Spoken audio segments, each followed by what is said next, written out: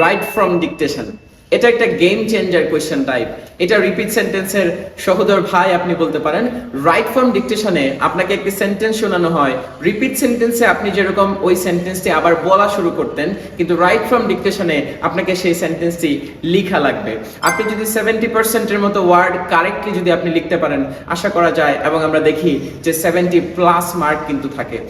এখানে সবচেয়ে ইম্পর্টেন্ট একটা টিপস যদি আপনাকে বলি, আপনার যদি কোনো ওয়ার্ডের স্পেলিং নিয়ে কনফিউশন থাকে, সেক্ষেত্রে আপনি যে কাজটি করতে পারেন, 2বার করে সেই ওয়ার্ডটি লিখতে পারেন। অর্থাৎ for example THERE there and THEIR their, এই দুইটা শব্দের কোনটা স্পিকার বলেছে আপনি বুঝতে পারছেন না, সেক্ষেত্রে আপনি THERE এটাও লিখবেন এবং স্পেস দিয়ে লিখবেন THEIR এটাও লিখবেন।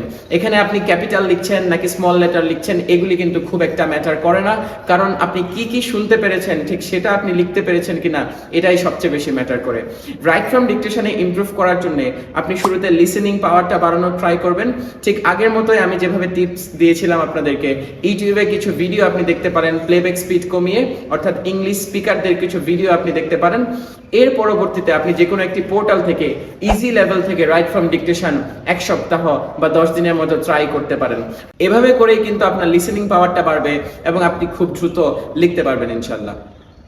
এমন কিছু করবেন না যখনই রাইট ফ্রম ডিকটেশনের স্পিকার একটি সেন্টেন্স বলা শুরু করলো আপনি লিখতে শুরু করলেন, আপনি সেটা বোঝার চেষ্টা করবেন, মিনিংটা নেওয়ার ট্রাই করবেন। শুরুর 1-2টা ওয়ার্ড আপনি নিতে পারেন, মুখস্থ করতে পারেন, বাকি যেই পুরা ওয়ার্ডগুলি বলছে সেগুলোর একটি মিনিং নেওয়ার ট্রাই করবেন। আপনি চাইলে রিপিট সেন্টেন্সের ভিডিওটি আবার দেখে রাইট ফ্রম ডিকটেশনের ভিডিওটি দেখতে পারেন। পিটির যে কোনো ধরনের টিপস বা স্ট্র্যাটেজি জানতে আমাদের চ্যানেলকে সাবস্ক্রাইব করতে পারেন, এছাড়া ফেসবুক বা ইনস্টাগ্রামে ফলো দিয়ে রাখতে পারেন।